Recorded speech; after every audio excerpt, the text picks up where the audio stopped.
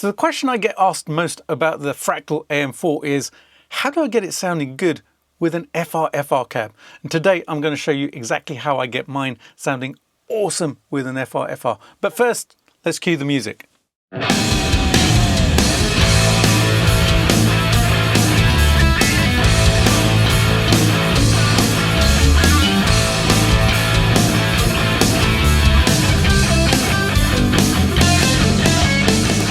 Howdy folks, welcome back to the channel, and if you're new to the channel, then welcome to the Fractalverse with Jay, yay!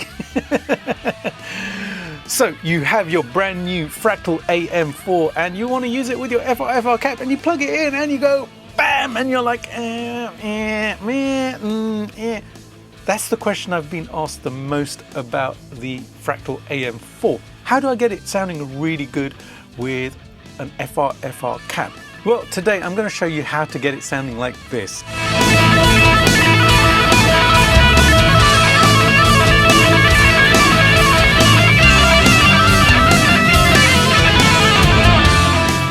How good does that sound, eh? All right, let's dive right into it. Alrighty, let's take a quick look at my setup first. I have my guitar plugged straight into my AM4, which is on my desk. My AM4 is going into my awesome TONEX Cab, which is down here by my side. And I actually have a condenser microphone right in front of the cab. Now, I found that a position which was about 2.5 inches, about 6 centimeters away from the O on the TONEX, sounded like it did to my ears in the room through the microphone. Yeah. Microphone is going into my Universal Audio Apollo interface and then into Logic, and you're hearing the sound being recorded. And this is as close as I could get to the sound which I was hearing with my ears in the actual room. When I compared it to the sound I was recording, it's pretty close. So I'll show you with that. Alrighty, let's get into it. I'm going to show you on the screen on the AM4 today, because as soon as I plug in the USB cable from my Mac to the AM4, I get a ground loop because I'm plugged into a real cab and just power supply things and etc, etc. But we can easily do it on the AM4 here. Now at the moment I'm on my JP Live preset and it sounds like this.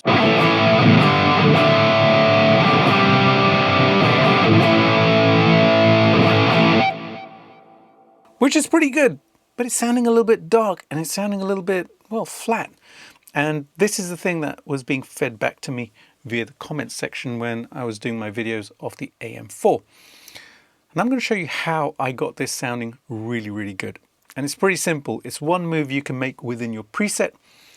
So let me show you over here on the AM4 screen. So what I'm going to do is use this page right button to enter the input and then the output. So I want to go to the output, and as soon as I go to the second page of the output, we get this, which is our graphic equalizer. Now we can utilize this to actually shape the sound which is going out of our preset and into our FRFR cabs to make it sound much more like we want it to sound from our FRFR cabs. Now, the thing about FRFR cabs, and any speaker for that matter, is that it is dialed in to a specific response. It doesn't necessarily work to make everything sound exactly the way that you want it or I want it to.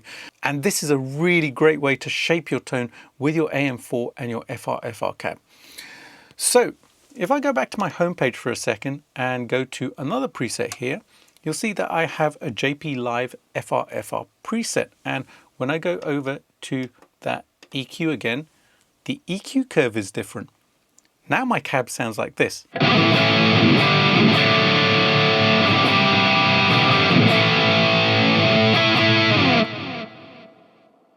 Much more like I want it to sound. It's got more bite, it's got more presence, it's got more kind of life to it.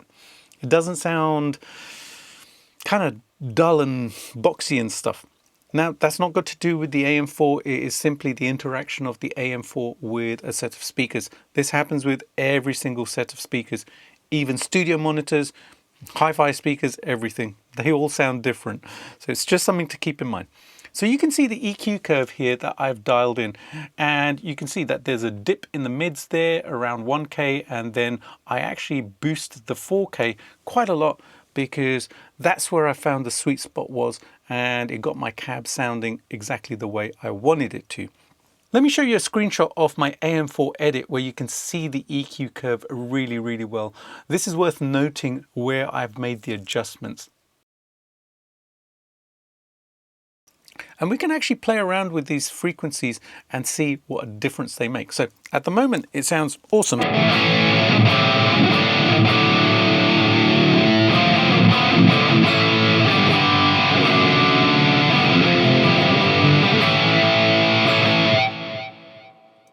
But if I start adjusting some of these frequencies, then it will actually change the response. So what I'm going to do is I'm going to go over to this mid-range, and I can use the select here to go over to whichever frequency I want. So first I'm going to go over to the 1K here, and that's on encoder D down here, and I can adjust it now up and down. So it's really easy on the AM4 screen here. So it's quite low at the moment. Let's boost it and I'll show you what happens with the tone.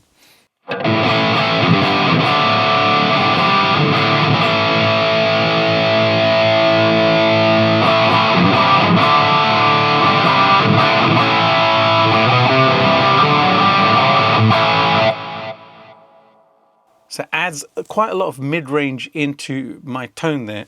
I don't want that much mid-range, so I'm going to dial it back to about there. Yeah, that sounds about right. And then I can continue to shape the tone. So over here on the 2K, I've boosted it a little bit. If I draw it back again to about 0, then you'll see that it takes away some of that mid-range.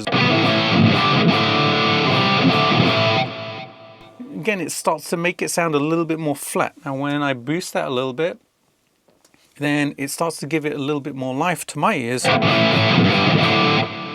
Has a little bit more growl, it has more teeth, it has more claws. That's what I'm looking for. Now, this is where I found the real sweet spot for me. It's the 4K. Now, 4K basically seemed to give me the voicing that I wanted. So if I bring this all the way back again, so to about 0 or something, then you'll see.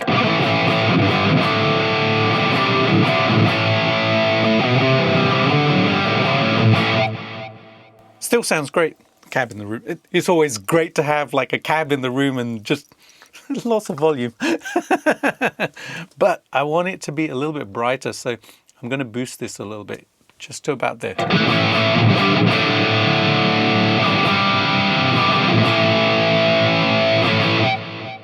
All right, that sounds good to me.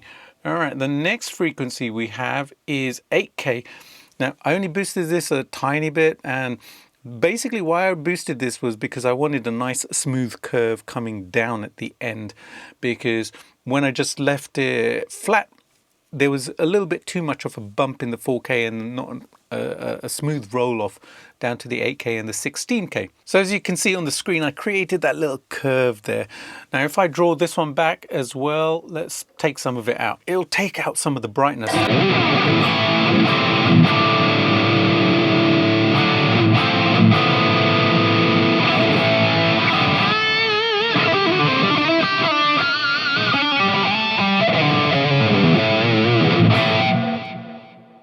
I actually really like the way that sounds. I might save it like that. But you can start to see the possibilities of what you can do with this EQ and how you can get your FRFR cab sounding the way you want it. All right, I'm just going to boost that a little bit, just up to about there. And then we also have our 16K. Now, you can boost this and it'll give you a lot of high end if you want. Let's do that.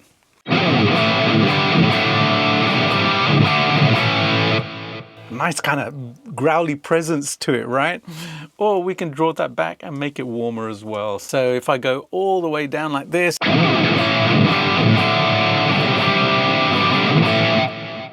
makes it sound much, much smoother. And you can find your sweet spot where it works for you. And this is the point of this. Everybody hears music slightly differently. You know, the way I hear my cab, I'm looking for a specific sound and a response and a feel. This curve works for me. It may not for you. So play around with the frequencies, boost them, cut them, experiment, because that's the way you're going to get to know what actually works for you. So great way to get your AM4 working really well with your FRFR cab. You can actually make all of these adjustments on FRFR cabs. Like my TONEX cab actually has a full EQ on it, but I like to do this at the preset level on the AM4 because then I can set up my preset for using with my FRFR cab with that EQ, and then all the other presets, well, basically I can leave them alone, and when I want to plug in my AM4 via the USB and record that way, then they sound exactly the way I expect them to when the signal gets into Logic. So I like to do it that way, but you can experiment with both ways. So if your FRFR cab has an EQ on it, feel free to actually use the EQ on that as well to shape the tone that you're looking for. It sounds so good in the room. I'm going to play you a raw clip from one of my camera mics.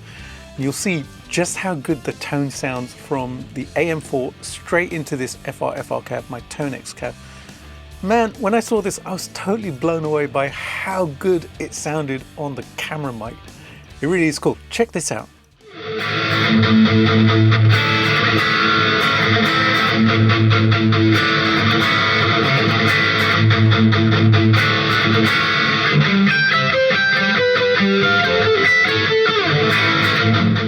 Alrighty folks, I hope you found that interesting and also helpful. If you have any questions, leave them in the comment section below. But please do have a play with that EQ, because you can get your AM4 sounding really great with your FRFR cab or any other cab for that matter.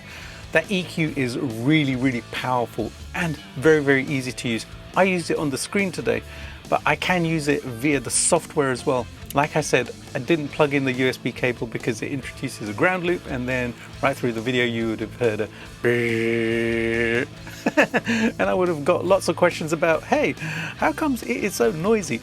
Well, as you heard, it's really whisper quiet.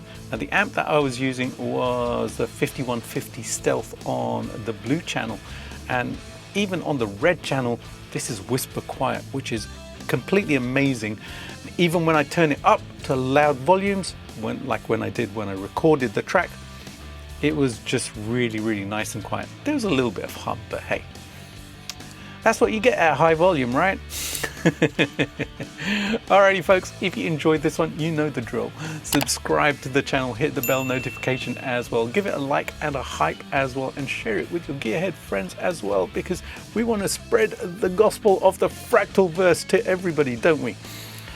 Anyways, have an awesome day. It's time for the track. I really enjoyed recording this one because it was old school, man. Well, it was kind of old school, new school, because it was new tech, but old school in terms of through a cab with a mic into an interface and into Logic. It's pretty cool, right? I think the track came out pretty good. All right, enjoy it, and I would love to hear your thoughts about it. Have a great day, and I'll see you soon with another one. See you later. Bye.